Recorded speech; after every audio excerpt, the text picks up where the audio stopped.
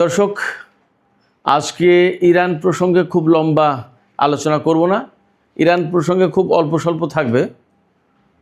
আর সবচেয়ে বেশি বড় আলোচনা করব ওমান প্রসঙ্গে। কারণ হচ্ছে ওমানকে হুমকি দিয়েছে আমেরিকা। মার্কিন প্রেসিডেন্ট ডোনাল্ড ট্রাম্প বলেছেন প্রয়োজনে ওমানকে উড়িয়ে দেওয়া হবে, অর্থাৎ বিশ্বের মানচিত্র থেকে একদম মুছে দেওয়া হবে, উড়িয়ে দেওয়া হবে বোমা মেরে। প্রশ্ন হচ্ছে কেন ডোনাল্ড ট্রাম্প ওমানকে উড়িয়ে দিতে বললেন, অথচ এই দেশটির সাথে গত 40 বছর ধরে অত্যন্ত নিবিড় এবং গোপন সম্পর্ক ছিল আমেরিকার। তাছাড়া আমেরিকা, ইরান, সৌদি আরব এইরকম দ্বিপক্ষীয় যে সমস্ত সংকট ছিল, সেই সংকটে বারবার মধ্যস্থতাকারীর ভূমিকা পালন করেছে এই ওমান। এমনকি এই যুদ্ধ শুরু যখন হয়েছে তখনও কিন্তু ওমান আমেরিকা এবং ইরানের মধ্যে মধ্যস্থতাকারী হিসেবে উপস্থিত ছিল। সেই ওমানকে কেন ডোনাল্ড ট্রাম্প বিশ্বের মানচিত্র থেকে উড়িয়ে দিতে চান, এটা নিয়ে আমরা বিস্তারিত আলোচনা করব। আশা করি ভিডিও ভালো লাগবে। আর যদি ভিডিও ভালো লাগে তাহলে লাইক, কমেন্ট, শেয়ার করবেন এবং চ্যানেলটি সাবস্ক্রাইব করে সাথেই থাকবেন। দর্শক, চলুন বিস্তারিত আলোচনা করি। প্রথমে ইরান প্রসঙ্গে খুব অল্প স্বল্প কিছু কথা বলি, তারপর ওমান প্রসঙ্গে চলে আসছি। ইরান প্রসঙ্গে যে কথা বলতে চাই সেটি হচ্ছে এই যে গত রাতে আপনারা সবাই শুনেছেন দুপুরের ভিডিওতে বা অন্যান্য খবরে যে আমেরিকার তেল ট্যাঙ্কার চলে যাচ্ছিল হরমুজ প্রণালী দিয়ে, ইরানকে তোয়াক্কা না করে, অর্থাৎ ইরানের অথরিটি না মেনে এবং রেডার সিস্টেম অফ করে দিয়ে ইরান সেই জাহাজের উপরে গুলি চালায়। পরবর্তীতে আমেরিকা ইরানের বন্দর আব্বাস এলাকায় বিমান হামলা চালায়, বলা হচ্ছে ড্রোন হামলা চালিয়েছে। যাই হোক, ড্রোন হামলা চালাক আর বিমান হামলা চালাক, বোমা ক্ষেপণাস্ত্র এই তো মেরেছে। এর জবাবে ইরান কিন্তু আজকে কুয়েতে মার্কিন বিমান ঘাঁটিতে হামলা চালিয়েছে।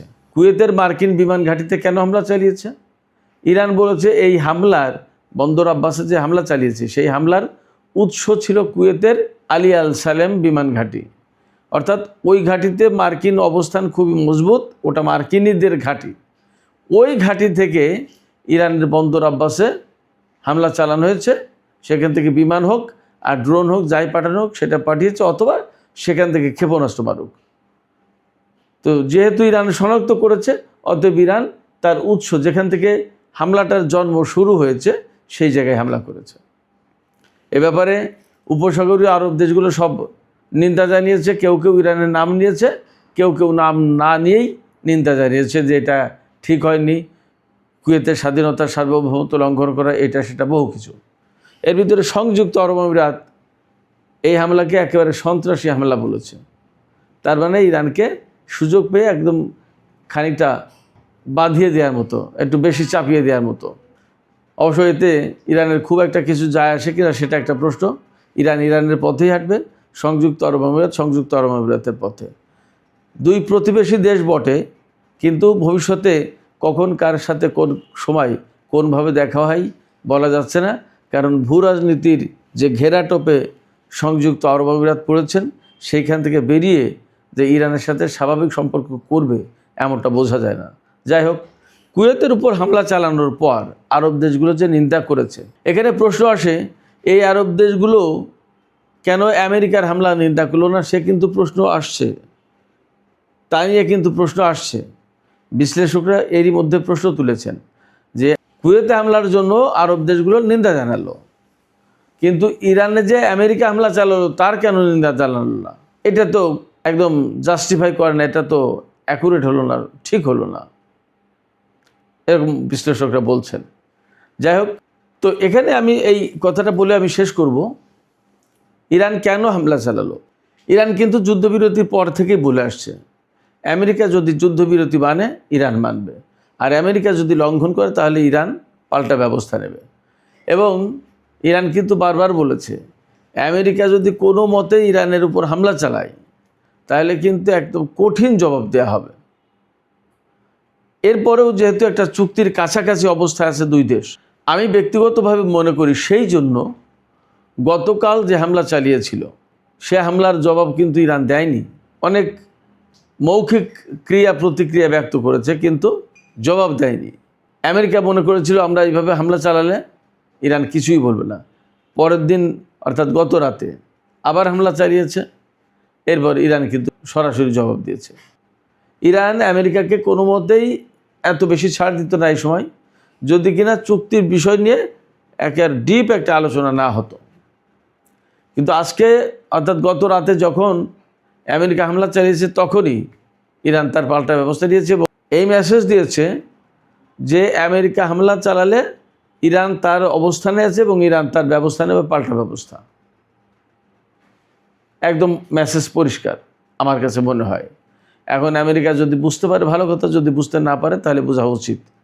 এবং এই প্রেক্ষাপট থেকে আমেরিকা যদি মনে করে যে না, হামলা টামলা চালিয়ে বিভিন্ন কায়দা কানুনে হয়তো একটা ব্যবস্থা করা যাবে, তাহলে আমি মনে করি সেটা ভুল হচ্ছে। এবং ইরানও সেই মেসেজ দিয়ে দিয়েছে পরিষ্কার, একদম চোখে আঙুল দিয়ে দেখিয়ে দিয়েছে, হামলা করলে পাল্টা জবাব, চুক্তি করতে চাইলে চুক্তি করো। তবে ইরান চুক্তির জন্য পাগল হয়ে যায়নি, একথা পরিষ্কার। যাই হোক সুপ্রিয় দর্শক, এখন আমি চলে যাচ্ছি আমেরিকা এবং ওমানের প্রসঙ্গে। আপনারা মনে হয় এরই মধ্যে জেনেছেন, মার্কিন প্রেসিডেন্ট ডোনাল্ড ট্রাম্প একদম সরাসরি ওমানকে উড়িয়ে দেওয়ার হুমকি দিয়েছেন। তিনি বলেছেন যে ওমান যদি তার আচরণ পরিবর্তন না করে তাহলে ওমানকে একদম উড়িয়ে দেওয়া হবে। আচ্ছা, এই কথা তিনি কেন বলছেন? দুই তিনটা কারণ হতে পারে। একটা কারণ, ওমানের পররাষ্ট্রমন্ত্রী বদর আল বুসাইদ তিনি সম্প্রতি বলেছেন যে এই যে ইরানের সাথে আমেরিকার যে যুদ্ধটা চলছে, এই যুদ্ধটা প্রকৃতপক্ষে আমেরিকার যুদ্ধ নয়, এটা ইসরায়েলের যুদ্ধ। ইসরায়েলের কারণে আমেরিকা এই যুদ্ধে জড়িয়েছে এবং এই সংকট তৈরি হয়েছে। আমেরিকা এই যুদ্ধে না জড়ালেও পারত। এবং তিনি বলেছেন এই সময় আমেরিকার এই যুদ্ধ থেকে বিরত থাকা উচিত, যুদ্ধের অবসান ঘটানো উচিত, এরকম কিছু কথা বলেছেন। একই সাথে আর একটা ব্যাপার আছে, ওমান আমেরিকার সাথেও ঘনিষ্ঠ, ইরানের সাথেও ঘনিষ্ঠ, এমনকি সৌদি আরবের সাথেও ঘনিষ্ঠ সেই অর্থে। অর্থাৎ ওমান মধ্যপ্রাচ্যের দেশ হলেও, পারস্য উপসাগরীয় অঞ্চলের দেশ হলেও, হরমুজ প্রণালীর তীরবর্তী দেশ হলেও ওমান কিন্তু অনেকটা নিরপেক্ষ অবস্থান বজায় রাখে সবসময়। অর্থাৎ যদি কোনো সংকট হয় তাহলে সেখানে মধ্যস্থতাকারী হিসেবে আবির্ভূত হয়, ভূমিকা পালন করে। সেটা আমি মনে করি যে মধ্যপ্রাচ্যের জন্য খুব একটা ভালো দিক, ভালো কাজ এটা। এবং খুবই ভারসাম্যপূর্ণ কূটনীতি তারা অনুসরণ করে চলেছে দশকের পর দশক ধরে। এই ওমান যখন আমেরিকাকে এই যুদ্ধের জন্য খানিকটা দোষারোপ করেছে, তখন আমেরিকার এটা ভালো লাগেনি। অর্থাৎ প্রেসিডেন্ট ডোনাল্ড ট্রাম্প মনে করে এটা তো আমার যুদ্ধ, আমিই করছি। আমেরিকায় ইসরায়েলের হয়ে এই যুদ্ধ করে দিচ্ছে, এই কথা বললে কিন্তু একটা প্রেস্টিজের হ্যাম্পার হয়। কীরকম? ডোনাল্ড ট্রাম্প তখন মনে করেন বা ভাবেন যে তাহলে আমি বুঝি ইসরায়েলের হয়ে ভাড়া খাটছি, ভাড়াটিয়া হয়ে আমি তার ভাড়াটিয়া সেনা হিসেবে যুদ্ধ করে দিচ্ছি। যদিও ঘটনাটা তাই অনেকটা, কারণ সারা বিশ্বে সবাই বলছে এই যুদ্ধ, এমনকি আমেরিকার মার্কিন সামরিক বাহিনীর কর্মকর্তা, আমেরিকার সরকারি কর্মকর্তারা অনেকেই বলছে, আমেরিকার রাজনীতিবিদরা অনেকে বলছে this is not our war, এটা আমাদের যুদ্ধ না, দিস ইজ ইসরায়েলস ওয়ার, এটা ইসরায়েলের যুদ্ধ, তাই না? এরকম বলেছে। তারপরেও ওমানের এই কথাটাই ডোনাল্ড ট্রাম্প খুব মাইন্ড করতে পারেন, এটা একটা দিক। আর সবচেয়ে বড় দিক যেটা, সেটা হচ্ছে হরমুজ প্রণালীর দক্ষিণ পাশে হচ্ছে ওমান, আর হরমুজ প্রণালীর উত্তর পাশে হচ্ছে ইরান। এখন এই যে নতুন মধ্যপ্রাচ্যের যে নতুন বন্দোবস্ত, নতুন ব্যবস্থা বা নতুন যে বিশ্ব ব্যবস্থা গড়ে উঠছে ইরান আমেরিকা যুদ্ধকে কেন্দ্র করে, এই সময়, এই যুদ্ধের সময় ইরান এবং ওমান এই দুই দেশ হরমুজ প্রণালী কন্ট্রোল করবে, এই ব্যাপারে তারা মোটামুটি সিদ্ধান্ত নিয়েছে। ইরানের সাথে ওমান সহযোগিতা করছে। এখন ইরান কিন্তু একটা কমিটি গঠন করেছে বা অথরিটি গঠন করেছে যারা হরমুজ প্রণালী কন্ট্রোল করবে, ম্যানেজমেন্ট করবে। এবং কে কতটুকু শেয়ার পাবে, হরমুজ প্রণালী তো দুই দেশেরই, তাইলে কে কতটুকু শেয়ার পাবে, টোল আদায় করলে কে কতটুকু নেবে, কার কি দায়িত্ব হবে, এভরিথিং ইরান বলেছে। ওমানের সাথে আলাপ আলোচনা চলছে এবং সেইভাবেই কিন্তু এগিয়েছে। এখন ওমান কেন হরমুজ প্রণালী কন্ট্রোলে যাচ্ছে ইরানের সাথে, এইটা হলো ডোনাল্ড ট্রাম্পের রাগ, ক্ষোভের কারণ।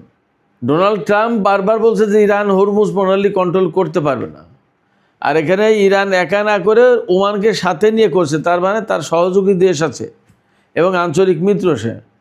এই আঞ্চলিক মিত্র সহযোগী দেশ তার সাথে থাকবে কেন? ওমান যদি না থাকে তাহলে ইরানকে একা একা তাকে একঘরে করতে আমেরিকা সহজ হয়। যখন ওমান থাকে তখন সারা বিশ্বে এই প্রশ্ন আসবে যে হরমুজ প্রণালীর মালিক হচ্ছে ওমান এবং ইরান, তাই সেই দুই দেশ যখন ছাড়বে না তখন আর আমাদের কি করার আছে। কিন্তু যদি ওমান না থাকে, শুধু ইরান থাকে, তাহলে সবাই বলবে যে ওমান এই দাবি করছে না, তুমি ইরান এই দাবি কেন করছো, একেবারে সহজ কথা। তখন কিন্তু ইরান এক ধরনের মানসিক বা রাজনৈতিক চাপে পড়ে যায় বা কূটনৈতিক চাপে পড়ে যাবে। ওমান থাকলে ইরানের সহজ বা সুবিধা, আর ওমানকে এখান থেকে হটিয়ে দিতে পারলে আমেরিকার সুবিধা। মূল পলিটিক্সটা এখানে। তো তারপরেও প্রশ্ন আসছে যে ওমান তো আমেরিকার একেবারে খুব ঘনিষ্ঠ মিত্র দেশ, কাছের দেশ, এবং মধ্যপ্রাচ্যে বা পারস্য উপসাগরে আমেরিকার সেনাবাহিনীর প্রবেশাধিকার দিয়েছে সর্বপ্রথম এই ওমান। এছাড়া ঐতিহাসিকভাবে ওমানের সাথে আমেরিকার একটা সম্পর্ক আছে। 1833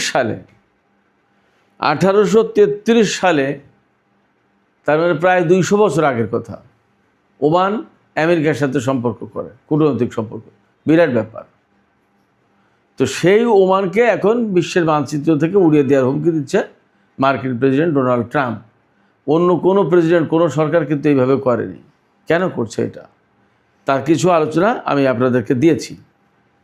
এখন যদি আমরা বলি যে এই যে ডোনাল্ড ট্রাম্প হুমকি দিলেন, তাতে ওমান কিভাবে দেখবে আর আমেরিকাই বা কীভাবে দেখবে, এতে কার ক্ষতি, কার লাভ, কার সুবিধা, কার অসুবিধা, এবং আঞ্চলিক ভূ রাজনীতিতে এই যে হুমকিটা, এই হুমকির গুরুত্ব কী, এই হুমকি যদি বাস্তবায়ন করে তার গুরুত্ব কী, এখানে ছোট ছোট করে বিশ্লেষণ করি। প্রথম কথা হচ্ছে যে ওমানের গুরুত্বপূর্ণ অবস্থান, তা তো আমি আপনাদেরকে মনে হয় কম বেশি বোঝাতে পেরেছি। তবু আরেকবার বলি, পারস্য উপসাগরের হরমুজ প্রণালী, তার এক পাশে কিন্তু ওমান আর এক পাশে ইরান, আর ভারত মহাসাগরের পশ্চিম উপকূল যেটা ইয়েমেন এবং ওমান, এই অঞ্চলে লোহিত সাগরের প্রবেশের আগে এই এই মধ্যপ্রাচ্যের এই পারস্য উপসাগরের দেশগুলোর দিকে যে উপকূলটা ভারত মহাসাগরের, সেই উপকূলে ওমান উপসাগর অবস্থিত। এই ওমান উপসাগর আর ওমানের পদভূমি প্রতিদিন ওমান সাগরের জলে ধুয়ে দেয়, অর্থাৎ ওমান সাগরের উপকূল আর ওমান একদম একাকার হয়ে গেছে, অর্থাৎ ওমানের সাথে ওমান উপসাগর। তার মানে যদি কখনো হরমুজ প্রণালী সত্যি বন্ধই হয়ে যায়, আমেরিকা আর প্রবেশাধিকার পাচ্ছে না, ইরান দিচ্ছেই না, তাহলেও এই মধ্যপ্রাচ্যে ঢোকার জন্য ওমানের উপকূলীয় যে বন্দরগুলো আছে ওমান উপসাগরের, এগুলো কিন্তু আমেরিকা সহজেই ব্যবহার করতে পারতো। এটা আমেরিকার জন্য বিরাট একটা লজিস্টিক সাপোর্ট হতো, এটা বিরাট জিওপলিটিক্যাল একটা সাপোর্ট। কিন্তু ওমানকে যখন বিশ্বের মানচিত্র থেকে মুছে দেওয়ার বা উড়িয়ে দেওয়ার হুমকি দেওয়া হয়, তখন বেসিক্যালি ওমান মাইন্ড করবে, রাগ করবে এবং এই সুবিধা থেকে সম্ভবত আমেরিকাকে বঞ্চিত করবে। এটা হলো একটা বিষয়। আর একটা বিষয় হচ্ছে যে ওমান যেহেতু বিশ্বস্ত বন্ধুর মতো দীর্ঘদিন ধরে কাজ করে এসেছে, সেক্ষেত্রে এই বিশ্বস্ত বন্ধু এবং মিত্র এবং মধ্যস্থতাকারীকে হাত ছাড়া করা আমেরিকার কোনো মতেই উচিত না।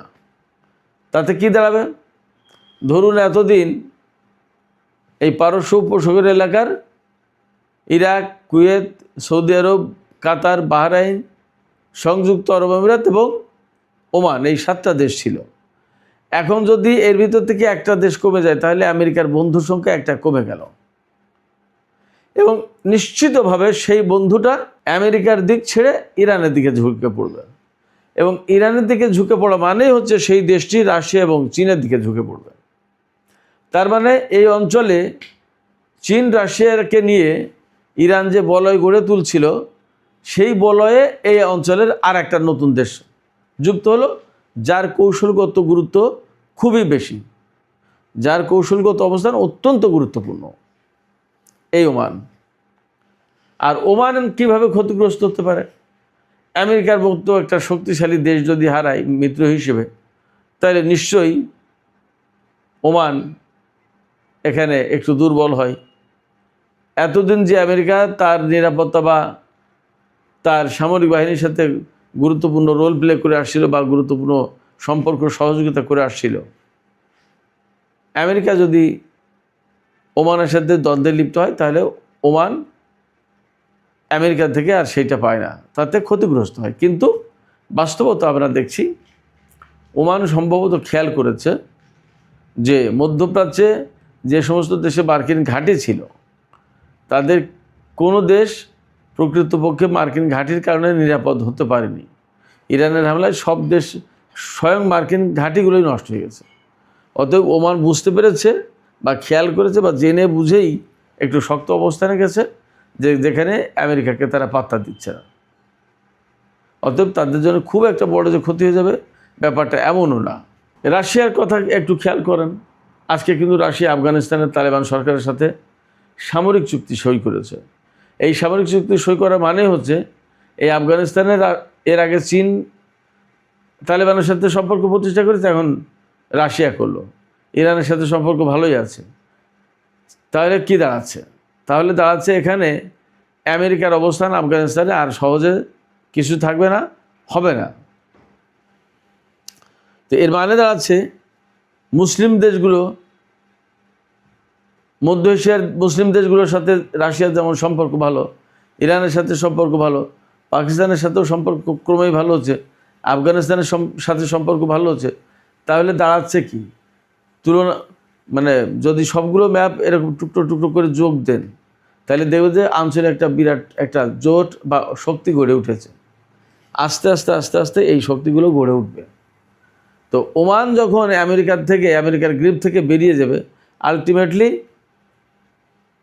উপকূল পার হয়েই ইরানের ভেতর দিয়ে তালেবানের সাথে সম্পর্ক ওমানও করবে, এটা স্বাভাবিক। বা চীন, রাশিয়া এবং ইরানের যে জোট বলয়, এই বলয়ে ঢুকে পড়ে যাবে। এটা আমেরিকার জন্য লস। আমেরিকার জন্য আর কি লস? আমেরিকার জন্য লস আরও এই যে মধ্যপ্রাচ্যের অন্য মিত্র দেশগুলো দেখবে বা ভাববে যে এই ওমানের সাথে গত 40 বছর ইরানের কত গুরুত্বপূর্ণ সম্পর্ক ছিল। আমেরিকা এবং ইরানের বন্দি বিনিময় হলে এই ওমান মধ্যস্থতা করত। আরও অনেক কিছু, পরমাণু ইস্যুতে তো মধ্যস্থতা করেইছে। এই জায়গায় সেই মিত্র দেশ ওমানকে আজকে আমেরিকা বিশ্বের মানচিত্র থেকে উড়িয়ে দিতে চাচ্ছে। তাহলে আমাদের অবস্থান কি? অন্য আরব দেশগুলো ভাবতে পারে যে তাহলে আমাদেরও তো একই পরিণতি। আজকে ওমান, কালকে কাতার, কালকে সংযুক্ত আরব আমিরাত, পরের দিন কুয়েত, এইভাবেই। তাহলে আমেরিকার বন্ধু হয়ে লাভটা হলো কি? এটা কিন্তু ভাববে তারা। আর তার সাথে সাথে এই কথা তাদের মনে চলে আসবে যে আমেরিকার বন্ধু হয়ে আমাদের আসলে লাভটা কি হয়েছে। আমাদের ঘাঁটিগুলো, আমাদের মাটি তো তারা ঠেকাতে পারেনি। সে কারণে আমেরিকা যদি ওমান নিয়ে বাড়াবাড়ি করে, তাহলে আমার কাছে মনে হয় যে আমেরিকারই কৌশলগত, ভূ রাজনৈতিক, কূটনৈতিক এবং স্বার্থগত বিরাট বড় ক্ষতি হবে মধ্যপ্রাচ্যে। যদি হরমুজ প্রণালী বন্ধ হয়ে যায়, তাহলেও ভারত মহাসাগর দিয়ে কিন্তু ওমানে যেতে পারতো, ওমানের গুরুত্বপূর্ণ বন্দরগুলো ব্যবহার করতে পারতো, মধ্যপ্রাচ্যে ঢুকতে পারতো।